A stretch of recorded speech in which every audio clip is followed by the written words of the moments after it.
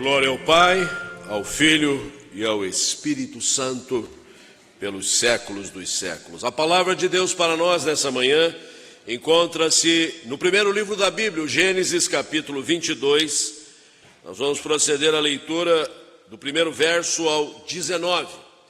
Gênesis 22, 1 a 19, onde lemos assim: Depois destas coisas, pôs Deus Abrão à prova e lhe disse: Abrão. Este lhe respondeu: Eis-me aqui. Acrescentou Deus: Toma teu filho, teu único filho, Isaque, a quem amas, e vai-te à terra de Moriá. Oferece-o ali em holocausto sobre um dos montes que eu te mostrarei. Levantou-se, pois, Abrão de madrugada e, tendo preparado o seu jumento, tomou consigo 2 dos seus servos e a Isaque, seu filho. Rachou lenha para o holocausto e foi para o lugar que Deus lhe havia indicado. Ao terceiro dia, erguendo Abraão os olhos, viu o lugar de longe. Então disse os seus servos: Esperai aqui com o jumento, eu e o rapaz iremos até lá, e havendo adorado, voltaremos para junto de vós. Tomou Abraão a lenha do holocausto e a colocou sobre Isaque, seu filho. Ele, porém, levava nas mãos o fogo e o cutelo. Assim caminhavam ambos juntos. Quando Isaque disse a Abraão, seu pai: Meu pai, respondeu Abraão: Eis-me aqui, meu filho. Perguntou-lhe Isaque: Eis o fogo e a lenha, mas onde está o cordeiro para o holocausto? Respondeu Abraão: Deus proverá para si, meu filho, o cordeiro para o holocausto. E seguiam ambos juntos. Chegaram ao lugar que Deus lhe havia designado.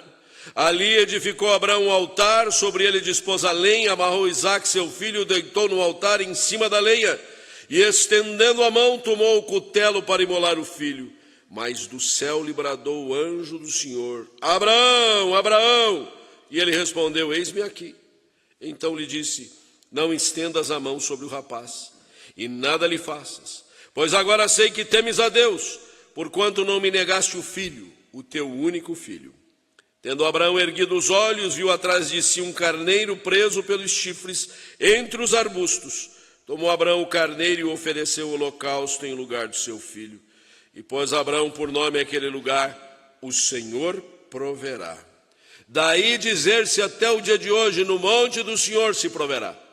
Então do céu bradou pela segunda vez o anjo do Senhor a Abraão e disse: Jurei por mim mesmo, diz o Senhor, porquanto fizesse isso e não me negaste o teu único filho, que deveras te abençoarei. E certamente multiplicarei a tua descendência como as estrelas dos céus e como a areia da praia do mar. A tua descendência possuirá a cidade dos seus inimigos. Nela serão benditas todas as nações da terra, porquanto obedeceste a minha voz. Então voltou Abraão aos seus servos e juntos foram para Berseba, onde fixou residência. Praza o Espírito Santo, que inspirou essa sagrada escritura, iluminar mentes e corações, enquanto meditamos na sua palavra. Senhor, obrigado por esse momento precioso da palavra de Deus, que vem ao nosso encontro numa ocasião muito especial, neste segundo domingo do mês de agosto. Celebramos o Dia dos Pais. Estão presentes aqui inúmeros pais. A paternidade é uma dádiva divina, e nós precisamos compreender o alcance dela na vida de gerações. Nós que já fomos acolhidos pelo carinho paternal e agora devemos, da mesma sorte, ser atenciosos para com a novel geração. Dá-nos a direção que procede do teu coração, um coração eminentemente paternal. É o que te pedimos, agradecemos em nome de Jesus. Amém. Deus pôs Abrão à prova. A nossa fé sempre é provada, testada, experimentada. Declarar que cremos no Senhor, asseverar que confiamos em Cristo como nosso único e suficiente Salvador, fazê-lo publicamente, o que inclusive nos torna agregados e congregados à família do Senhor, é algo maravilhoso, é solene, é imponente, traz-nos aquele sentimento de pertencimento. Pertencemos ao Senhor, somos do Senhor, somos a igreja do Senhor. Mas é nos momentos difíceis, nas horas agudas, nos tempos críticos, que nós provamos que realmente cremos, que somos crentes, que estamos com o Senhor, que dependemos do Senhor, que confiamos no Senhor.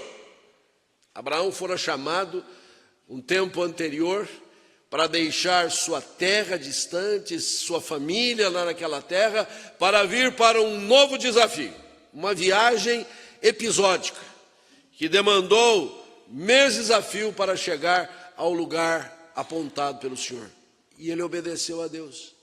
E então, nesse novo espaço, já não sendo jovem, já tendo uma longa jornada de vida, ele começou a vivenciar vários desafios. Um deles era criar uma prole, proliferar como família.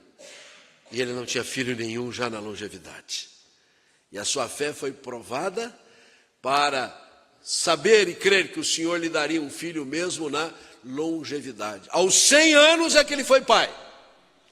Se porventura alguém na nossa geração alcançar esse portento, vai ser um noticiário geral, não é verdade? Alguns aí já se arriscam na faixa dos 60, 70 anos, nós achamos muito, né? O meu derradeiro filho nasceu, eu tinha 46 anos, eu me achava um herói, né? Eu só não sabia que aos 55, 60 anos ele seria aquele adolescente difícil de cuidar, né? Mas Deus supre todas as coisas, né? Abraão foi pai aos 100 anos. E agora então aquela promessa de uma grande nação que prosperaria pode ter sequência. Ele tinha o filho da promessa. Mas aí, por volta da adolescência, juventude de Isaac, Deus o coloca à prova novamente. E eu queria trazer a lume nesta ocasião benfazeja, celebrativa, Dia dos Pais. Hoje vai ser aquela festa de família, aquele tempo de reunir os queridos, filhos vêm de longe para encontrar os pais, às vezes até os pais têm que ir ao encontro dos filhos, que fica mais fácil, mas é um momento de família, trabalhar esse tema conjugado, da fé e da paternidade, exercitando a fé no zelo paternal.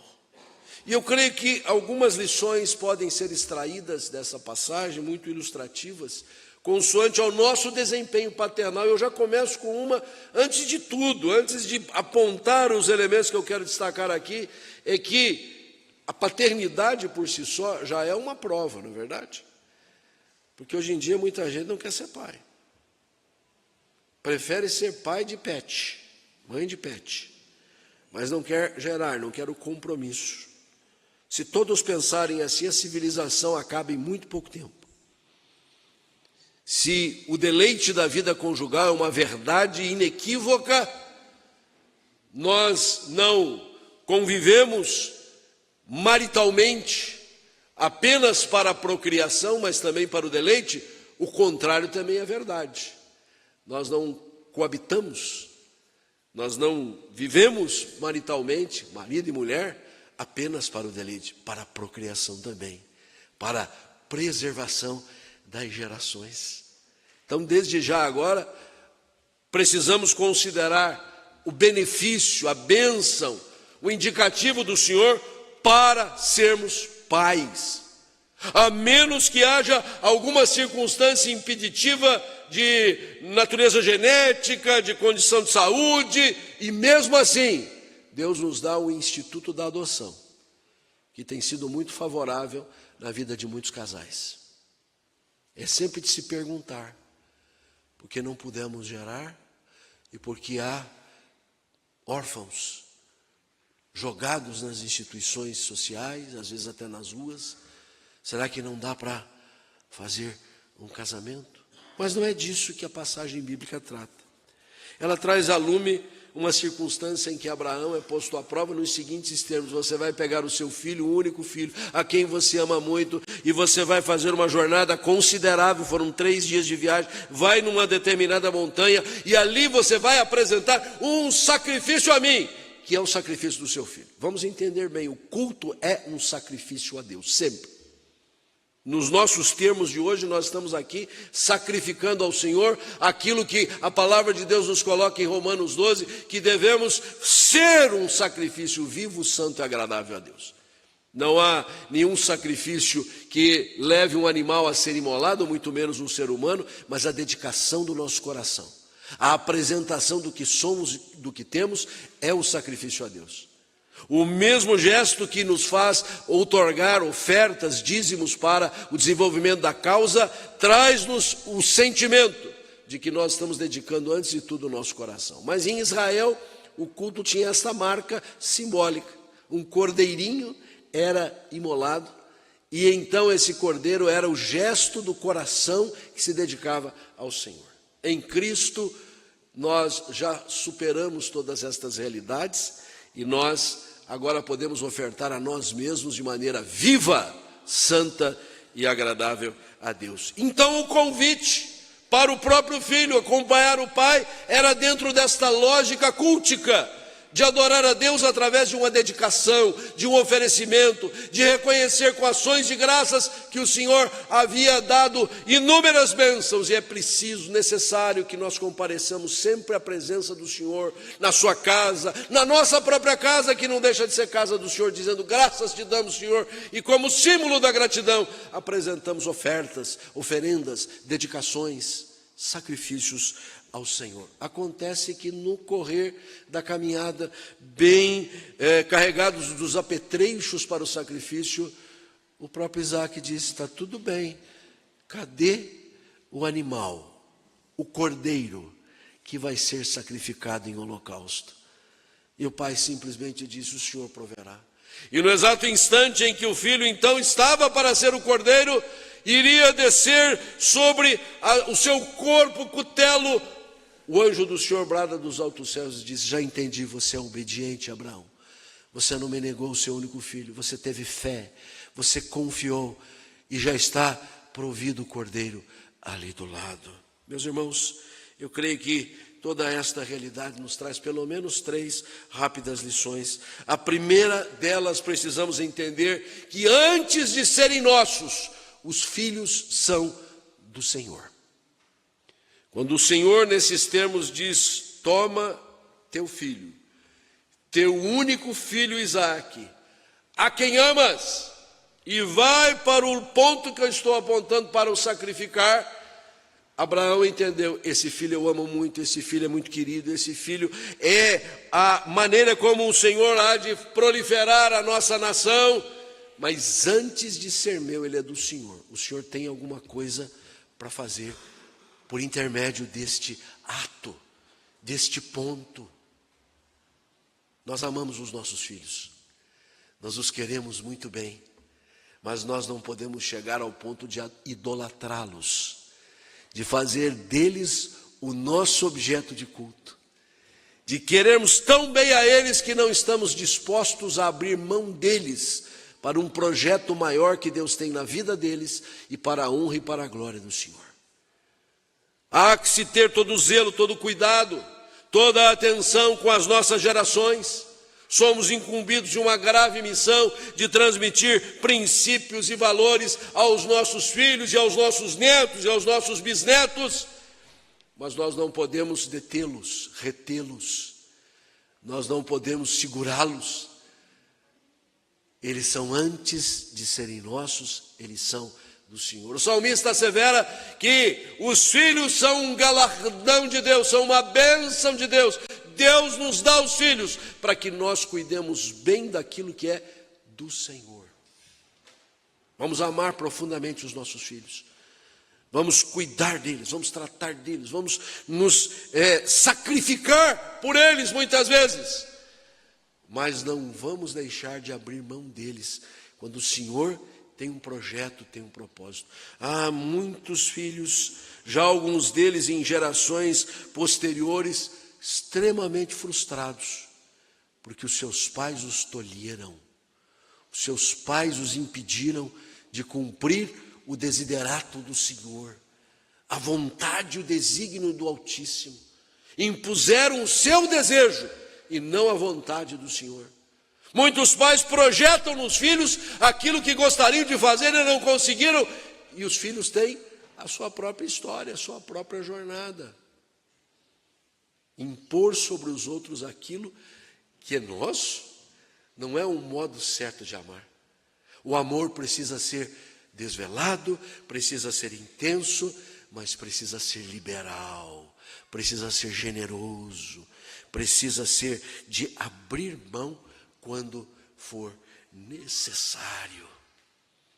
Não podemos frustrar os propósitos, os objetivos do Senhor na vida de nossos filhos. E por algum modo, da maneira como aqui se narra e sinteticamente, Abraão entendeu: eu amo demais esse meu filho, mas se Deus tem um propósito para a vida dele, eu não vou retê-lo, não vou detê-lo. O Senhor há de realizar a sua obra na vida dele. Segunda lição, dentro deste zelo paternal por intermédio do qual exercitamos a nossa fé, jamais abandonemos aqueles que pertencem ao Senhor. Notável que na jornada rumo a Monte Moriá, onde em princípio Isaque seria sacrificado, Abraão sai junto com a sua equipe. Era um lugar perigoso, não era propício ir sozinhos, havia homens maus, amigos do alheio que poderiam roubá-los, e eles foram em comitiva. Mas a certa altura, Abraão disse para a sua equipe, os seus serviçais: vocês ficam aqui, agora nós já estamos avistando, agora só nós dois. E o texto diz no versículo 6, que mesmo tendo todos os apetrechos para o sacrifício, no final do verso lemos assim: assim caminhavam ambos juntos. E depois este entendimento se reprisa no verso 8, final, dizendo assim: e seguiam ambos juntos. Abrir mão, aspecto já enfatizado, é necessário. Deus tem um propósito na vida dos nossos filhos. Mas abandoná-los, deixá-los, não importar-se com eles, especialmente nas horas difíceis, nos tempos críticos, não compõe o papel paternal. Na hora mais necessária, na hora mais difícil, quem vai fazer a diferença é o pai, que vai estar ali ladeando. Mesmo no caminho do sacrifício, Abraão não terceirizou a tarefa, não se encheu de autocomiseração, pensando assim: eu não dou conta, Deus pediu para mim, mas vai ser muito difícil, por favor, Eliezer, que era um dos serviçais de Abraão, ou qualquer outro que o secundasse, você faz isso para mim. Como infelizmente muito vemos nos nossos dias. Pais, pai e mãe, terceirizando a tarefa de formação, de criação, de cuidados para com os filhos. Somos uma sociedade odierna, numa marcha em que não se vislumbra mais aquela realidade do passado. Mas isso não é para nos desincumbirmos da nossa tarefa, é para termos jornada dupla, todos nós, pai e mãe. Nós temos a jornada do trabalho, onde nos esfalfamos para ganhar o pão cotidiano, mas não podemos olvidar os nossos compromissos domésticos. Eu costumo dizer, inclusive, para os crentes, esta membresia tão querida, nós não temos jornada dupla, nós temos jornada tripla. Nós temos que cuidar dos nossos afazeres profissionais, nós temos que cuidar da casa que o Senhor nos deu e temos que cuidar da casa de Deus também. Então é mais intenso ainda o nosso compromisso. Às vezes as nossas horas de descanso e de sono sejam um pouco mais diminuídas, mas Deus vai nos dar força. Naquela hora crítica, Abraão seguiu junto. Na lide pastoral, algumas vezes nós ficamos assim, boquiabertos, de perceber que aqueles que eram objeto do grande amor, do desvelo dos pais em determinada fase da vida, quiçá a infância, a meninice, até a adolescência, mas quando começam a vir as situações difíceis, as amizades impróprias, os caminhos que não deveriam ser seguidos, os pais simplesmente viram as costas, não caminham juntos, não seguem junto aos seus pais. E importantíssimo aqui, Abraão estava seguindo com Isaac para um culto. Note bem, esse é o cenário. Um culto que não tinha a liturgia que hoje aqui vivenciamos, coral, orações, canto congregacional, pregação, mas tinha a essência, o sacrifício, a dedicação, a consagração que culmina todo o nosso culto. E Abraão seguia com o seu filho para o culto. Às vezes alguns deixam seus familiares aqui na porta para que eles venham para a escola dominical, as crianças, os adolescentes. No final do culto, vem buscar, porque acham que coisa de igreja é para petizada ou para os anciãos. Você não é criança, então todos vocês aqui são anciãos, viu? Porque no pensamento das pessoas é isso. Os que são na faixa intermediária estão desclassificados. Eu acho que nós provamos que a igreja não é para essas faixas extremas, é para todas as gerações. E eu, nas minhas jornadas Brasil afora, tenho observado sempre nas congregações que visitam se todas as faixas etárias estão representadas. Porque às vezes a gente se depara com uma congregação vibrante só de jovens. Não tem nem criança nem idoso. Em outras só de idosos. Vai acabar rapidamente. E aí eu fico só trazendo à mente esse retrato que eu tenho aqui. Esta igreja tem todas as gerações. Porque nós não deixamos uma geração mais nova e sozinha, nós vamos juntos. Nós acompanhamos juntos. Se na caminhada há percalços, há desistências, a nossa parte a gente está fazendo. Terceiro e último aspecto. É um desafio. É uma luta. É uma batalha. Exercer a paternidade. Mas na medida em que nós a exercemos com fé, exercitando a fé no zelo paternal, nós temos uma certeza. O Senhor proverá tudo o que for necessário. O Senhor é Yahvé Jireh. Expressão hebraica que quer dizer o Senhor é o Senhor da provisão. Meu pai, está tudo aqui. Está aqui a corda para amarrar o animal, está aqui as facas, está tudo em ordem.